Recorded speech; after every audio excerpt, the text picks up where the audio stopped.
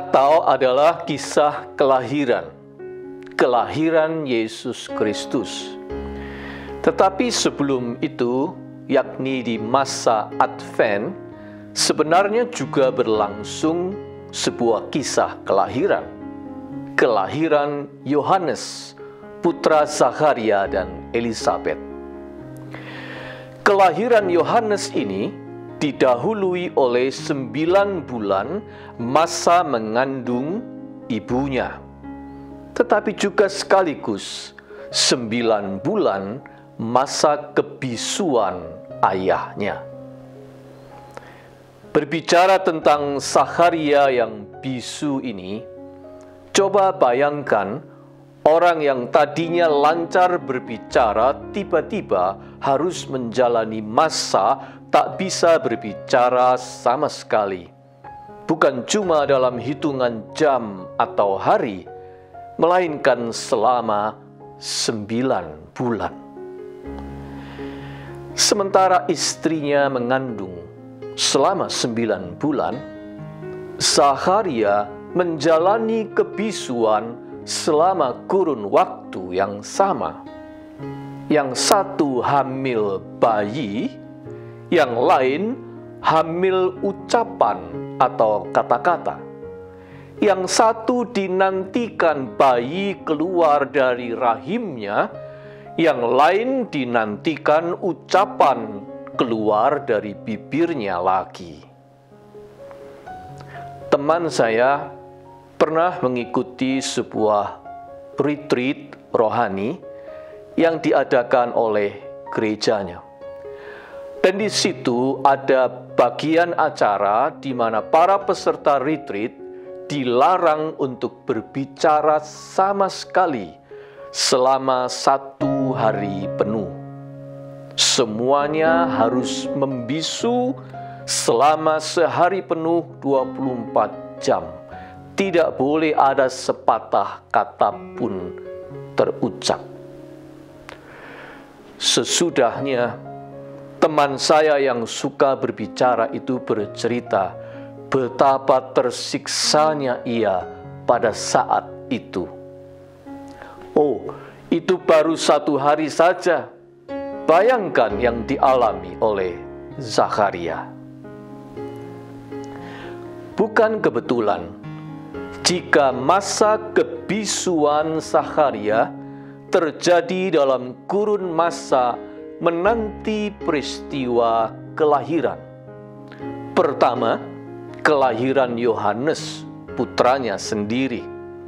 Yang kedua, kelahiran bayi dalam kandungan Maria, sanaknya, yang juga selama 3 bulan menginap di rumahnya, menantikan kelahiran bayinya, yaitu bayi Yesus Kristus.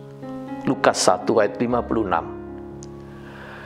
Sungguh bukan kebetulan, sebab Lukas di sini juga hendak mengajak kita untuk mengantisipasi satu kelahiran lagi, yaitu lahirnya ucapan dari mulut Zakharia sesudah mengalami kebisuan selama 9 bulan itu.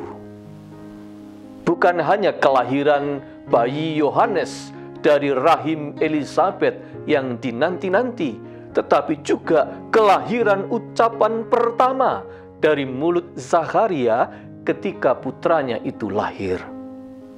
Dan ternyata lahir dari mulutnya setelah Tuhan mengakhiri kebisuannya pada saat putranya sudah lahir, yaitu nyanyian pujian, sebuah himne. Dan seketika itu juga terbukalah mulutnya dan terlepaslah lidahnya, lalu ia berkata-kata dan memuji Allah. Lukas 1 ayat 64. Dan kemudian isi dari lirik nyanyian pujian Zakharia itu dapat kita baca di dalam Lukas pasal 1 ayat 68 sampai dengan 79. Nyanyian pujian Zakharia. Saya membayangkan Zakharia di masa kebisuan itu dipaksa untuk banyak merenung, banyak membaca dan berdoa, masuk dalam pergumulan iman yang mendalam, merenungkan nubuat-nubuat para nabi dalam perjanjian lama, mengkaji kembali penglihatannya di bait Allah tatkala malaikat Gabriel menjumpainya, mendengar sharing dari cakap-cakap antara Maria dan Elizabeth istrinya, serta membantu istrinya yang sedang hamil di usia yang tidak muda lagi.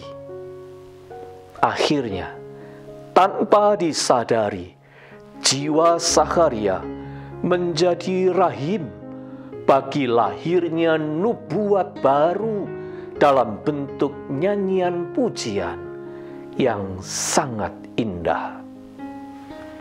Intinya, kebisuan Zakharia adalah sebuah masa pergumulan batin, pergumulan dalam penantian, selaras dengan jiwa masa Advent ini.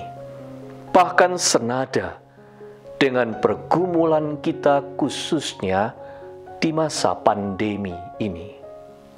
Pergumulan yang memaksa kita untuk banyak tinggal di rumah, banyak bersabar, banyak berdiam diri, menahan keinginan ini dan itu, banyak mendengar berita yang memprihatinkan, banyak merenung, banyak berpikir untuk mencari dan mempelajari cara-cara bekerja yang baru, lebih banyak membaca daripada sebelumnya, dan yang pasti lebih banyak berdoa.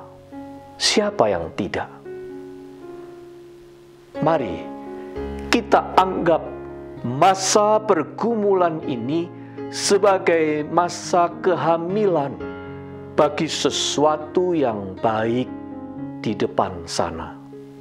Ya, sesungguhnya banyak karya-karya bermutu di dunia ini lahir setelah masa pergumulan dan penantian yang serius.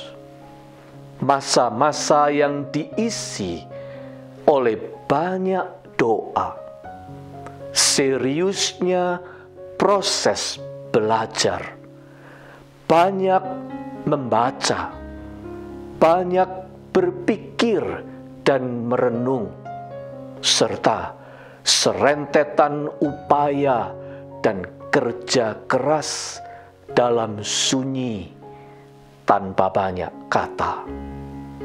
Sampai akhirnya, setelah masa itu terjadi, lahirlah sebuah karya tulis, gubahan lagu, atau sebuah lukisan masterpiece, naskah drama yang bagus, temuan alat-alat teknologi yang baru, atau kiat berbisnis yang baru, atau olahan masakan resep yang baru, dan masih banyak lagi yang lainnya. Oleh sebab itu, ayo jangan kita berkecil hati atau lekas putus harap. Setiap pergumulan pasti ada akhirnya.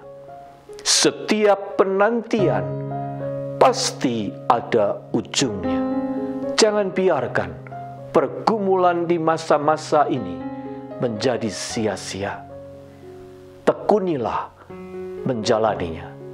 Pergumulan yang kita jalani bersama dengan Tuhan adalah sebuah rahim yang akan melahirkan hal-hal yang baik nantinya dan memuliakan Tuhan. Mari kita jadikan jiwa kita sebuah rahim bagi lahirnya gagasan dan karya-karya yang bermanfaat, yang memberi pencerahan, serta sukacita dan pengharapan bagi sesama. Ini sebuah perenungan di masa Advent. Jika pergumulan Zakharia melahirkan nyanyian pujian, karya apa yang akan Anda lahirkan dari pergumulan imanmu di masa pandemi ini? Tuhan, peluklah kami dalam sunyi. Mampukan kami di masa sukar ini memusatkan konsentrasi, merenung dan mendalami, menggagas dan mengolah kreasi, menemukan inti dari panggilan hati, demi mengerjakan sesuatu yang berarti, bermakna bagi diri sendiri dan sesama kami. Biarlah dari diri kami lahir karya-karya yang memberkati, diiringi senandung hati yang bernyanyi, seraya nama-Mu disanjung serta dipuji. Amin.